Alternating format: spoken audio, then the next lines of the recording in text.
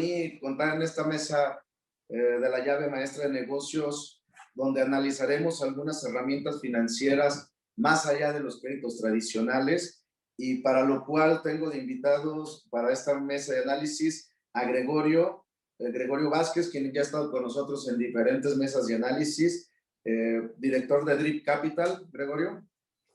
Correcto. Muchas gracias. Al contrario, Iván, gracias a ti y al auditorio por escucharnos. Gracias. Rubén Díaz, director de Procesos de Gestión de Calidad de Sofomes, también mucho gusto volverte a tener, Rubén, aquí con nosotros. Gracias, Iván, y a tus órdenes, y a la audiencia. Gracias. Y Jesús Villegas, especialista en negocios y finanzas. Jesús, gracias por acompañarnos nuevamente. Un gusto saludarte, Iván, a ti, a tu auditorio y a los compañeros en la mesa. Gracias. Y pues nos arrancamos, Gregorio. Platicábamos hace algunas mesas que había herramientas más allá de lo que son los créditos tradicionales que ofrece la banca tradicional y que pueden acceder las pymes y que puede ser beneficioso para su recuperación.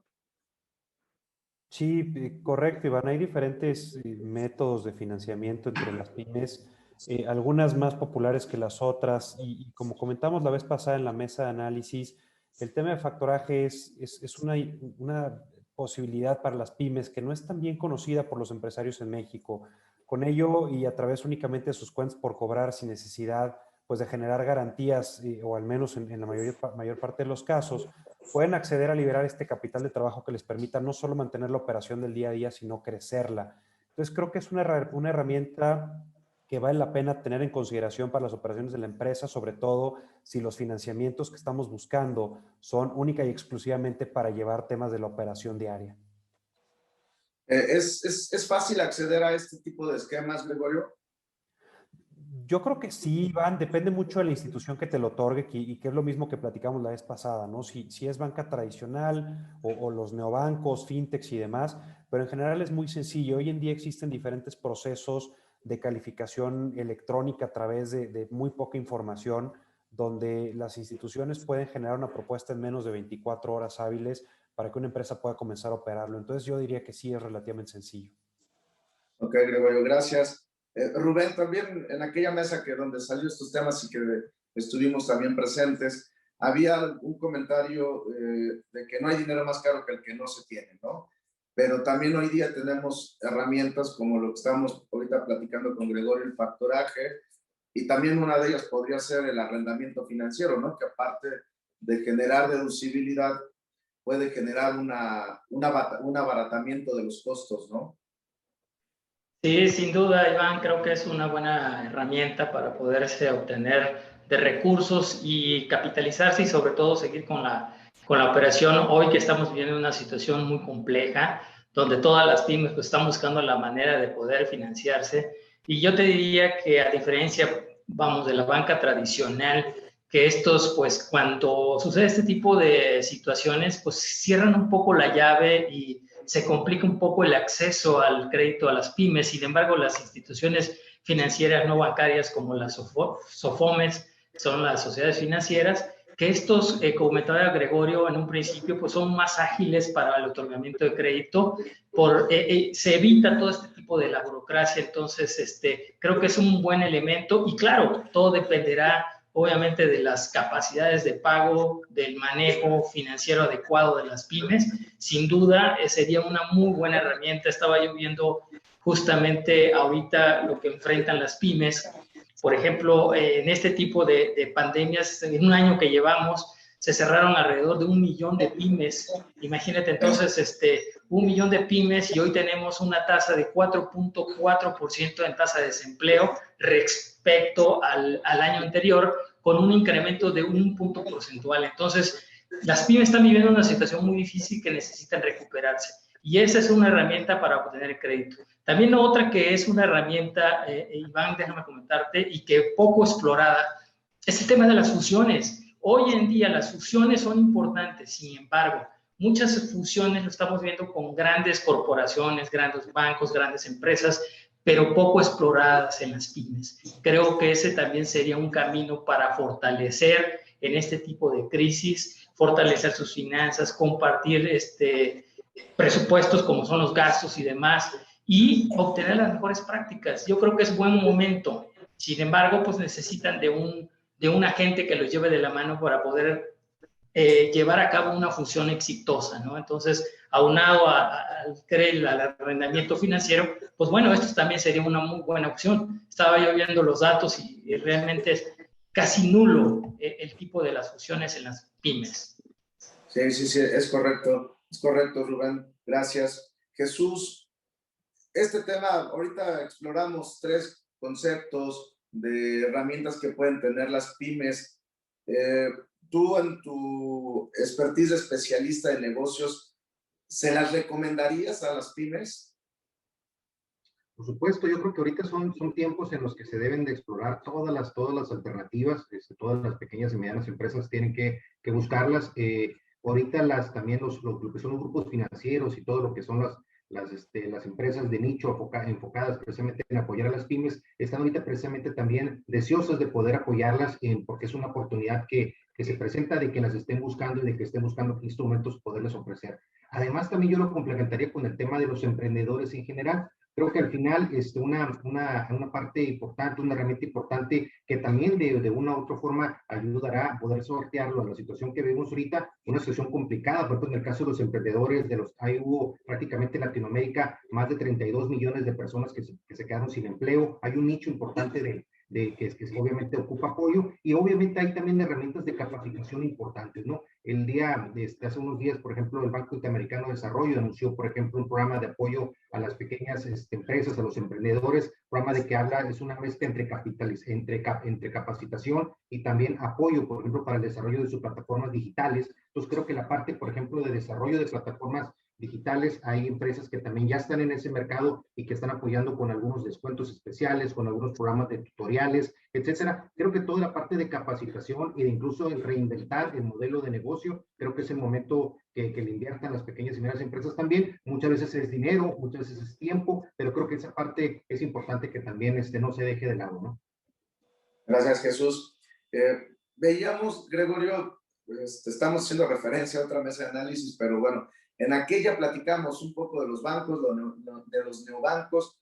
Hoy día, por ejemplo, en estos días yo me he topado de que ya la banca está presentando querellas en materia civil de manera precautoria y ya está embargando cuentas de otros bancos donde pues, el deudor tiene dinero y está flexibilizándose a que le paguen pues, alrededor del 50% o hasta menos con tal de recapturar dinero. ¿Tú crees que regresando en teoría, yo por ahí sé que a partir de junio, julio, la banca tradicional regresará a dar préstamos? ¿Regresará más exigente?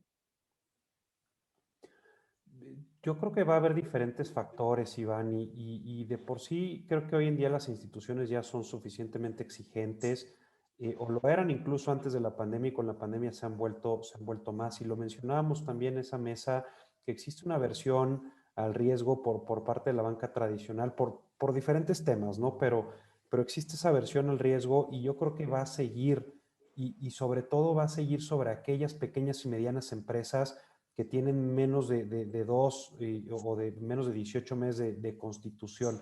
¿Por qué? Porque en general, y como platicamos la vez pasada, la banca tradicional no está muy enfocada en dar esquemas adicionales o alternos a las pequeñas y medianas empresas fuera más allá de lo que son créditos con garantías o algún otro tipo de préstamos, ya sea del plano personal o hasta hipotecarios, ¿no?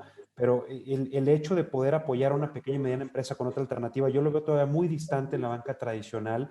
Los veo muy exigentes para poder ofrecer un préstamo a este tipo de emprendedores pyme, para poder generar, pues obviamente, una reactivación económica en niveles mayoritarios.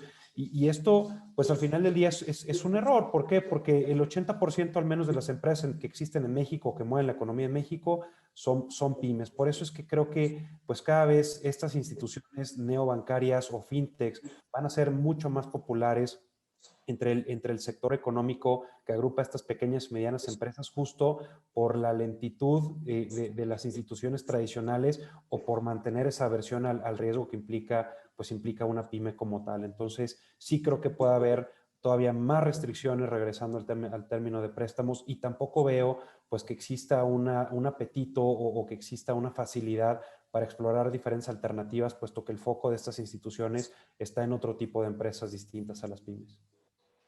Y entonces cuando entraría un poco de la flexibilidad de estas bancas alternativas, ¿no?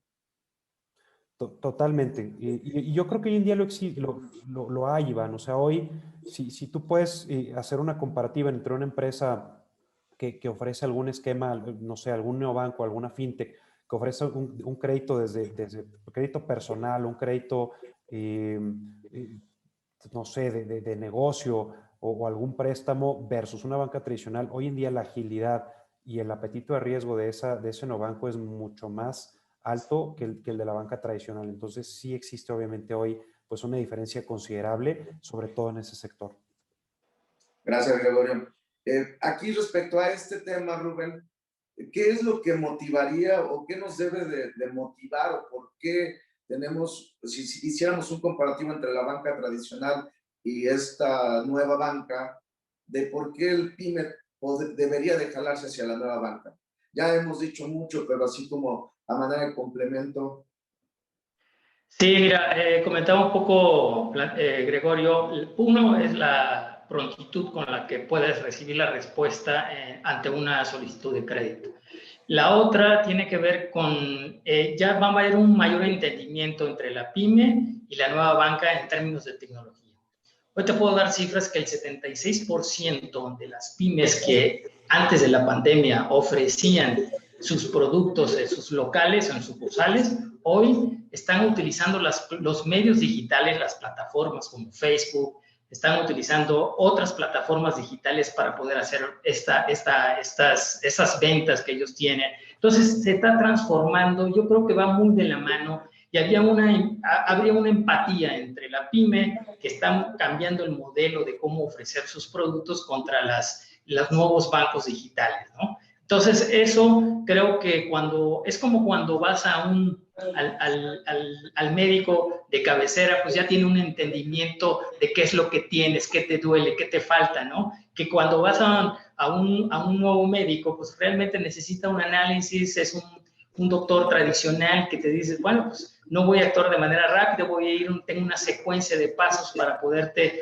revisar o hacer un diagnóstico. Entonces, con esto yo creo que va a haber mucho mayor entendimiento y conocer lo que le duele a las pymes. Yo creo que eso, sin duda, a diferencia de las bancas tradicionales que ofrecen siempre a un grupo selecto de créditos, con esto va a haber mucho más apertura. Entonces yo creo que sí valdría la pena explorar otros nuevos canales, nuevos bancos digitales, que eso les va a ayudar mucho a tener un crecimiento y sobre todo en este tiempo de pandemia, recuperarse de una manera mucho más pronta de lo que, a diferencia que lo hiciera con una banca tradicional.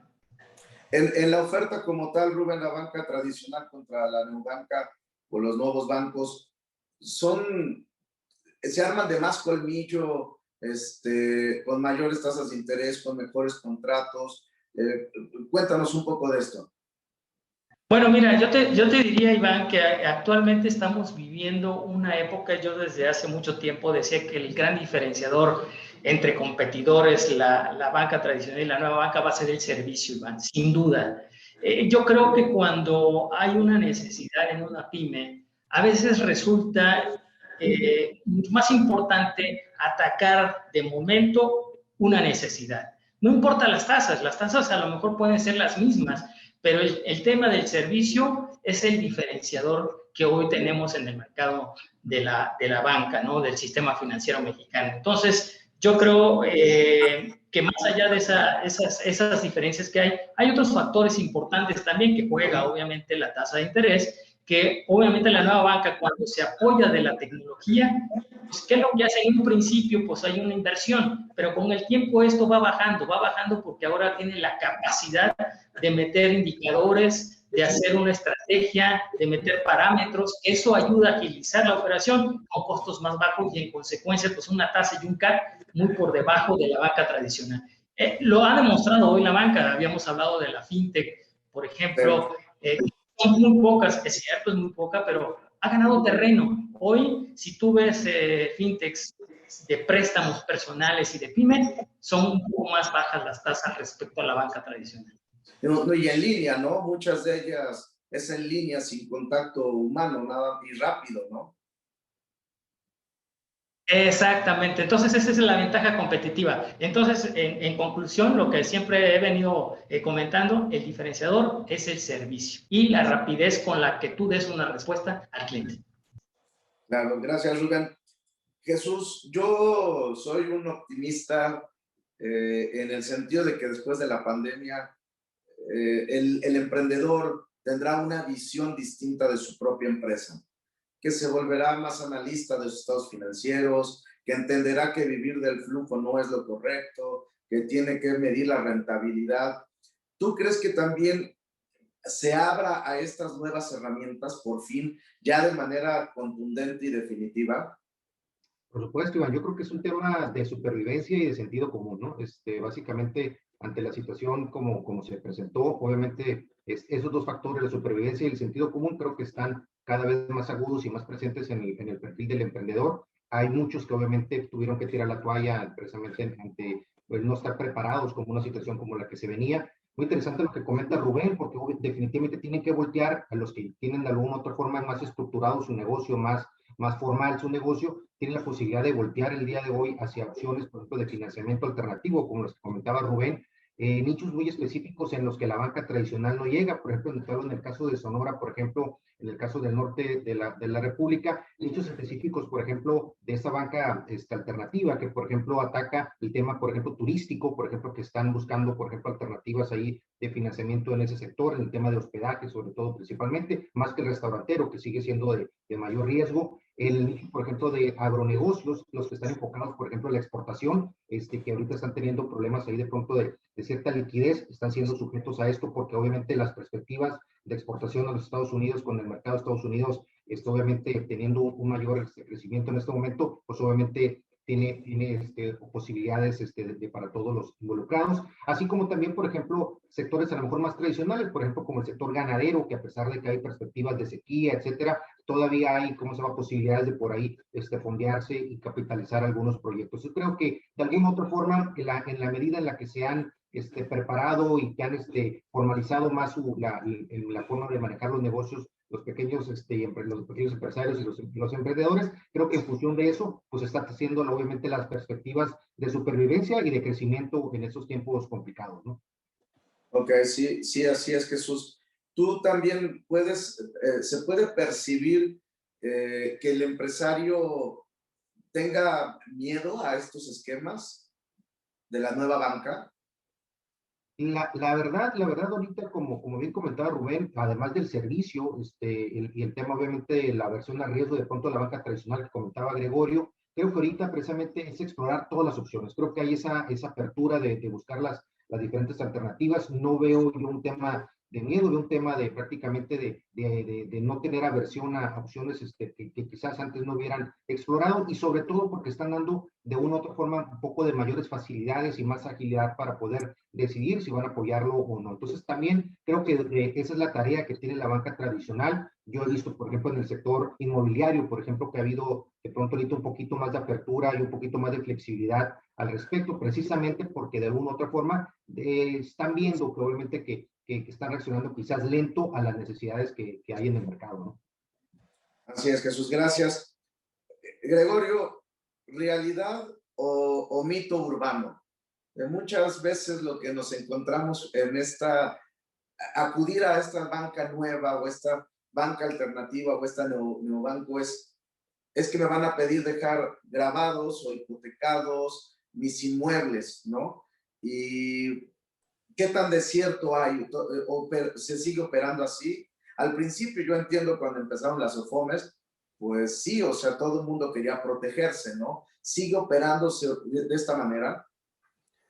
Respondiendo a la primera pregunta de realidad o mito urbano, yo creo que es todavía un poco de las dos, Iván, porque cada vez siento que las fintechs vamos evolucionando a un punto en donde buscamos ser lo más flexibles en cuanto a la operación y a las decisiones que tomamos. Y nada más resaltando un punto, lo comentaba Jesús, esto es una parte increíble de las fintechs, que en menos de una semana te van a poder decir si sí o si no, y no necesariamente siempre va a tener que ser sí, porque hay ocasiones que el proveedor o el cliente no cumple con algunos requisitos mínimos y se le va a poder decir que no, pero es mejor decir o saber que no en menos de una semana a saberlo en 2 o 3 meses, ¿no? Pero bueno, el punto es que, o respondiendo ya a lo que es la pregunta que me haces, creo que cada vez más las fintechs van quitando este tipo de garantías, pero siempre van a existir porque puede darse la posibilidad de que haya alguna alternativa o posibilidad de negocio en la que exista un cliente que requiere cierto tipo de crédito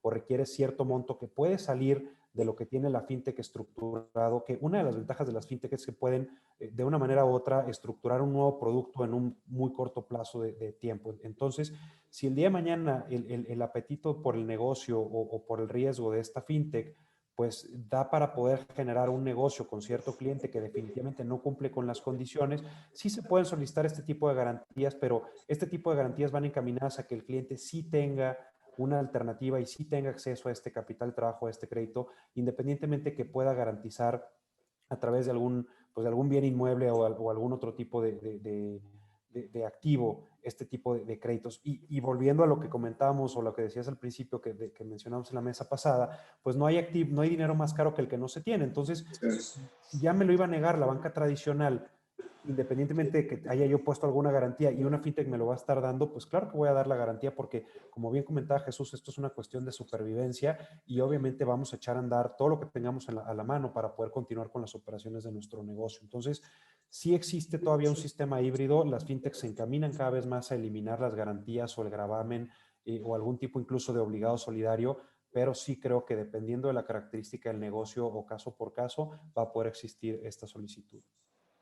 Hay algo, Gregorio, que tocamos en esa mesa anterior, que hablábamos, al estar dejando al dejar bienes en garantía, no es factible ver un choque de repente ya para estas fintech, para las OFOMES, para las APIs, para esta banca alternativa de decir, ¿y ahora qué hago con tanto inmueble? Como le pasó a la banca tradicional. Bueno, mira, déjame comentar un poco lo que decía Gregorio al respecto y la pregunta que hacía respecto a las garantías inmobiliarias. Recordemos que las UFOMES y muchas de los nuevos bancos pequeños también son pymes y funcionan mucho con recursos propios, a diferencia de la banca tradicional, que los recursos pues obviamente tienen una diversidad para obtener y otorgar crédito, y esa es la diferencia, ¿no? Que ellos tienen esa cobertura de riesgo que lo pueden ampliar para poder prestar sin garantía. En las OFOMES, sin duda, hay un esquema híbrido que comentaba Gregorio. Todo dependerá del monto del crédito y también el objetivo del mismo, ¿no? Entonces, yo creo que ahí, sin duda, el cliente tiene un abanico de opciones para obtener un crédito y puede recurrir a ellos, con o sin garantía, dependiendo del objetivo, hacia dónde va destinado los recursos. Y bueno, entre una crisis ya lo vimos pasar. Esto no se repitió como en 1994, cuando yo comentaba que habían tasas variables y muchos no pudieron pagar los créditos hipotecarios, los créditos automotrices, que terminando, regresando, ¿sabes qué? Ahí va la dación en pago, yo no puedo pagar el recurso, entonces te doy, va de regreso el inmueble, va de regreso el auto, y entonces muchos bancos se concentraron en la obtención de estos inmuebles y luego fue un problema poderlos sacar, porque aparte de eso cerraron la llave y ya no otorgaron crédito, entonces hubo una pérdida irrelevante.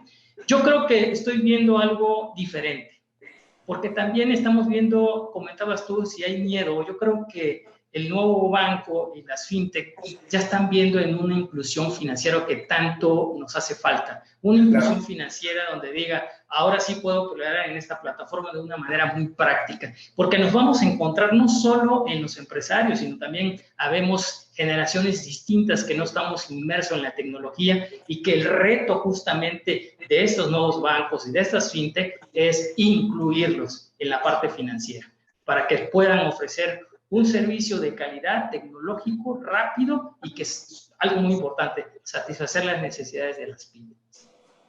Así es, Rubén, muchas gracias.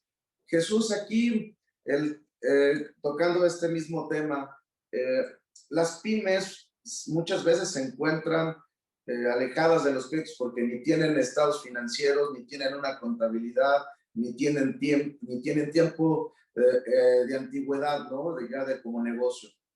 Pero pueden contar con un crédito porque a lo mejor tienen una propiedad y que pueden recurrir a esta neobanca o pueden tener factibilidad de crédito. Tú me decías en el norte que el agro y todo esto está funcionando con una banca alternativa. En general, la pyme también allá en el norte está trabajando así ya.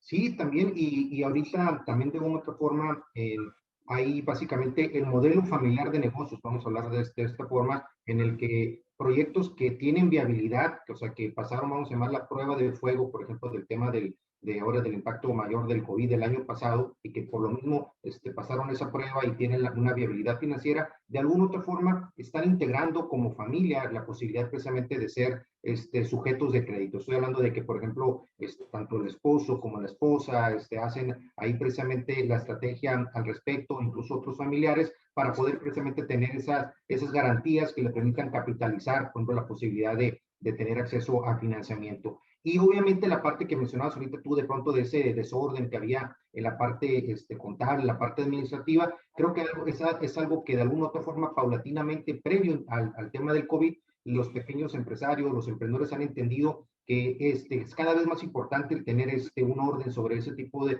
situaciones, y no nomás por el tema precisamente de financiamiento, sino también por el tema fiscal, que obviamente precisamente ha requerido que durante los últimos años cada vez haya un mayor orden al respecto, precisamente para evitar contingencias que eventualmente pues, pueden poner en riesgo la misma operatividad de su negocio, ¿no? Gracias, Jesús. Es cierto, yo creo que sí, el riesgo de operativo cada vez vamos a tratar de evitarlo, ¿no? Y de tener mejor información financiera. Gregorio, hablábamos mucho de los riesgos de las pymes, de que si hay flexibilidad en los requisitos. En general, por ejemplo, ¿ustedes qué miden de una pyme que está solicitando algún servicio financiero con ustedes? Hay diferentes alternativas o algoritmos que nosotros utilizamos, Iván, pero lo principal es el histórico de flujos. Y hoy en día una métrica importante que muchas fintechs solicitan y que poco a poco se ha ido democratizando mucho entre las empresas de México es compartir lo que es RFC y clave CIEC. Generalmente las fintechs tienen un portal seguro, encriptado y ligado al portal del SAT que les permite descargar dos cosas. Uno, el histórico de facturación de los últimos 18 meses y dos, las declaraciones fiscales de los últimos 2 años. Depende de cada fintech, hay algunas que hacen un proceso de evaluación manual, hay algunos que tienen un proceso de calificación un poco más tecnológica o electrónica a través de diferentes parámetros, pero principalmente con esta única información que permite acceder básicamente a la columna vertebral de lo que es la empresa, se obtiene la información necesaria para poder generar una propuesta positiva o negativa, que es lo que decía hace un momento, ¿no? Pero si es una propuesta negativa, el cliente o la pyme la va a saber pronto. Entonces, histórico de flujos es yo creo que el primer punto que hoy en día empresas como la nuestra en particular es lo que estamos evaluando. Dependerá del negocio o de la especialización de cada una de las nuevas instituciones, pero pudiera ser algo similar a lo nuestro o bien pues esquemas un poco más tradicionales como algún tipo de razones financieras, apalancamiento, rentabilidad del negocio, etcétera, etcétera. Gracias, Gregorio. Rubén, esto es algo que he aprendido de empresas como las de ustedes, de esta banca alternativa, la banca tradicional, ¿no? Porque ya no confía mucho en los estados financieros, ya quiere los flujos, como dijo Gregorio. Aún no ha entrado a la clave SIC para verificar la facturación, porque también aquí el empresario de manera vamos a ponerlo también tradicional, estaba acostumbrado a poner estados financieros guapos, ¿no? A vestir a la novia para llevarla a la fiesta, ¿no? Exacto, Iván. Yo creo que, mira, hay algo que comentaba Jesús y es muy relevante, el desorden que hay en las pymes. Como ustedes saben, ahorita se combinan. Actualmente es complicado que una pyme obtenga crédito, sobre todo en la banca tradicional, y por eso siempre pasa primero en las bancas alternativas como somos las OFOMES. Entonces, su primer crédito lo obtiene con nosotros, educamos un poco cómo deben de llevar el orden de sus finanzas y demás, y una vez preparado, entonces dan el brinco a la banca tradicional. Bueno, en el tema del orden, yo creo que aquí es muy importante, Iván, y hago este comentario para los empresarios, es ir de una empresa familiar, transitar a una empresa institucionalización. Eso les va a permitir llevar un orden y tomar decisiones a través de organismos colegiados, ¿no? A diferencia de una empresa familiar donde dice, pues yo soy el director, yo soy el papá, yo tomo las decisiones, pero si hay un organismo colegiado, un comité de crédito, un comité de adquisiciones, pues entonces ya se vuelve mucho más institucional. Y entonces eso es lo que ve cualquier financiera, banca tradicional, es lo que ve. Entonces, si tú tienes un grado de institucionalización, yo te puedo decir que tienes muchas probabilidades de obtener un financiamiento, incluso hasta barato. Si tú estás en un sector agropecuario, pues puedes recurrir a la banca de desarrollo, pero ¿qué es lo que pasa? Que tú ya estás institucionalizado. Entonces, es como cuando presentas un examen, ¿no? Primero te tienes que preparar y después, llegando el examen, tú tienes la certeza de que ya estás preparado para poderlo acreditar. Lo mismo sucede en la banca mexicana, ¿no? Si tienen esos argumentos, tienen todo en orden, como tú dices, ya no se trata de vestirla bien, sino que el contenido de ese traje, de ese uniforme, pues realmente está en orden. Entonces, eso pues ya evitas cualquier rechazo en la solicitud. Al contrario, yo creo que eres bienvenido, ¿no? Es como cuando tienes, ¿cómo te puedo decir? Tienes buenas notas, vas a la escuela y dices, bueno, pues la probabilidad de que entre en tal universidad, de hecho, que tener buenas notas y prepararme, pues seguramente voy a tener una plaza. Lo mismo sucede con las pymes. Van a tener buenas opciones y alternativas de obtener crédito siempre y cuando den ese paso a la institucionalización. Gracias, Rubén. Es correcto. Jesús, esta parte financiera creo que de repente debe de preocuparnos más. Ahorita de lo que decía Gregorio, de lo que decía Rubén, muchas veces el emprendedor pide el préstamo, pero no para la empresa, sino para cuestiones personales, ¿no? Y con el flujo de la empresa lo quiere ir pagando. Creo que todas estas situaciones deben de cambiar, ¿no? Por supuesto, lo que tú comentas sí, es algo muy recurrente, efectivamente, muchas veces pero prácticamente en función precisamente del historial, obviamente, del track record que eventualmente va a ser importante como negocio, como lo comentaba Gregorio, precisamente el hacer ese tipo de situaciones en las que prácticamente se combina una cosa con la otra, o como comenta Rubén, no se tiene clara la línea entre lo personal y el negocio, o precisamente la administración del negocio, precisamente eso es lo que puede poner en riesgo eventualmente la viabilidad de la empresa. Y precisamente en los tiempos actuales, pues en los que obviamente se ve la dificultad, obviamente, de la reactivación económica y de subsistir ciertos nichos específicos económicos, yo creo que ahí precisamente toma relevancia la madurez, precisamente la educación financiera que tengan los pequeños empresarios, y obviamente pues para evitar caer en lo que tú comentas, Iván, que definitivamente, Iván, sí es algo todavía desafortunadamente recurrente, pero que cuando menos en mi percepción cada vez es un poquito menor ese tipo de situaciones.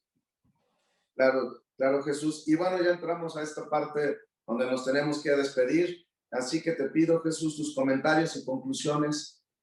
Sí, por supuesto. Obviamente lo más importante es no cerrarse precisamente a los pequeños y los medianos, las MIPYMES, no cerrarse obviamente a opciones alternativas como las que plantean Rubén con el comentario de Gregorio y tú también, porque creo que es importante precisamente recalco el tema de supervivencia en este momento, de sentido común, de no dejar alternativas de lado, y obviamente en función de eso tener obviamente la parte de capacitación. Yo lo considero muy importante. Creo que han sido tiempos importantes en los que la capacitación que se puede haber logrado en estos bajones de la actividad es importante que ya sea algo, una constante de aquí hacia el futuro, para que obviamente, además de mantenerse actualizado con las alternativas de financiamiento como las que estamos planteando ahorita, también obviamente sea ya una constante la capacitación, la profesionalización, como comentaba Rubén, de las empresas familiares, y en función de eso, las posibilidades de subsistencia y de crecimiento de las empresas obviamente serán mayores, y obviamente el tema del uso de plataformas digitales, de mutar y de aprovechar las ventajas de las plataformas digitales, o en el caso, por ejemplo, de estados fronterizos como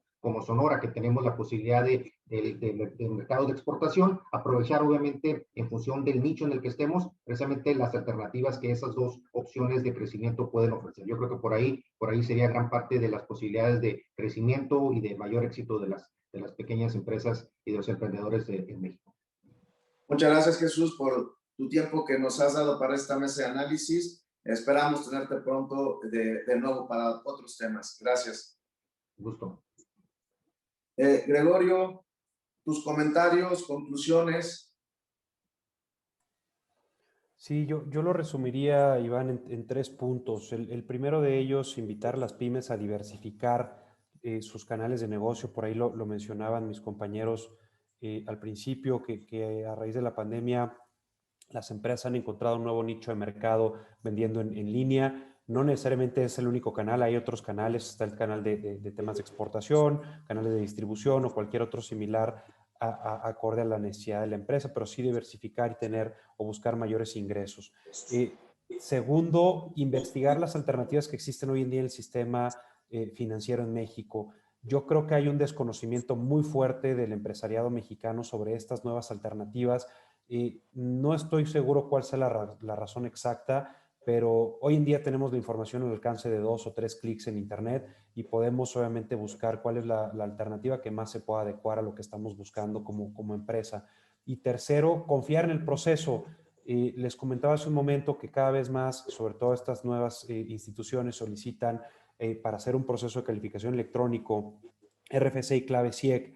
Muchas veces, y en las pláticas que yo he tenido con clientes tal vez un poco más hechos a la antigua, es que a través de, digamos, proveer esta información puede existir alguna violación a su privacidad fiscal o algún tipo de información. Y esto no ocurre de esta manera. La institución únicamente guarda estos fines, la institución financiera que usa guarda esta información para los fines de calificación, y muchas veces estas instituciones, ya sea en el portal web o incluso por otro tipo de medios, dispone de ciertos convenios de confidencialidad para garantizar al empresario el uso correcto de esta información. Creo que es una información que cada vez va a ser mucho más común, cada vez se va a pedir más para hacer esto mucho más ágil, y yo por lo tanto pediría a los empresarios que confíen en el proceso. Las fintechs hoy en día llegaron para quedarse, no solo quedarse, sino crecer dentro de las preferencias que tiene el empresariado mexicano.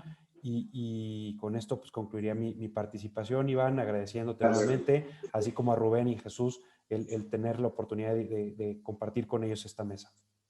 Muchas gracias, Gregorio, nuevamente por tu tiempo que nos has obsequiado para esta mesa de análisis, y también para redondear un poco, la CIEC la pueden cambiar después de que ustedes hagan el análisis, no es un dato inamovible, ¿no? Y 2, creo que la banca tradicional también va para allá, ante tanta falsedad de repente de información que se le ha dado por parte de mucha gente, no quiero decir de toda, pero sí de mucha gente.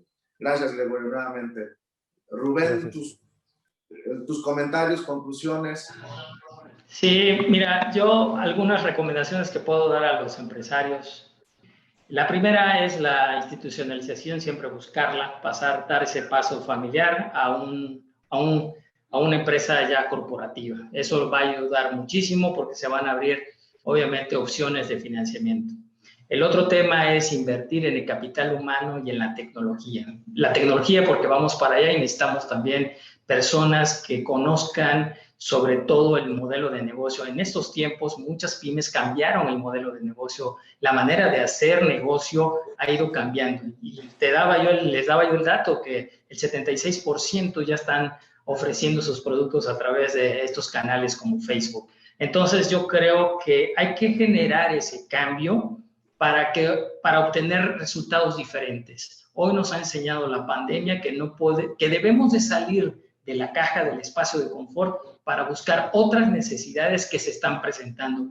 Hoy los puedo ver como las empresas farmacéuticas que estaban listas en el tema de tecnología. Hoy el servicio que yo comentaba, ahora los clientes ya no van a las farmacias van a los clientes. Son modelos de negocio que han ido cambiando y que nos han demostrado en esta pandemia que si no cambiamos, nos quedamos estáticos. Otro tema muy importante también es buscar las alternativas mejores de acuerdo a las necesidades. Primero identifiquemos para qué lo queremos, como mencionaba Jesús, o tú justamente preguntabas que hay créditos que se buscan para beneficio personal y no necesariamente para la empresa. Yo creo que debería de existir un plan estratégico de un corto o mediano plazo hacia qué voy a invertir y debe de existir en colaboración con las instituciones. Yo creo que el día de mañana yo siempre preguntaba, bueno, yo creo que las instituciones también deberían de monitorear que el recurso que presta justamente es para ese destino, porque puede desviarse, entonces se vuelve, si tú lo ocupas para beneficios personales, el día de mañana se vuelve una cuenta incobrable y el problema son de dos pymes, la pyme que está solicitando el crédito y las financieras. Entonces yo creo que entre mayor entendimiento vamos a lograr que todos tengamos un crecimiento sano y que esto se vuelva una cultura, ¿no? Una cultura de yo voy a procurar que todas mis finanzas sean claras, no disfrazar, que la verdad eso no nos lleva a nada.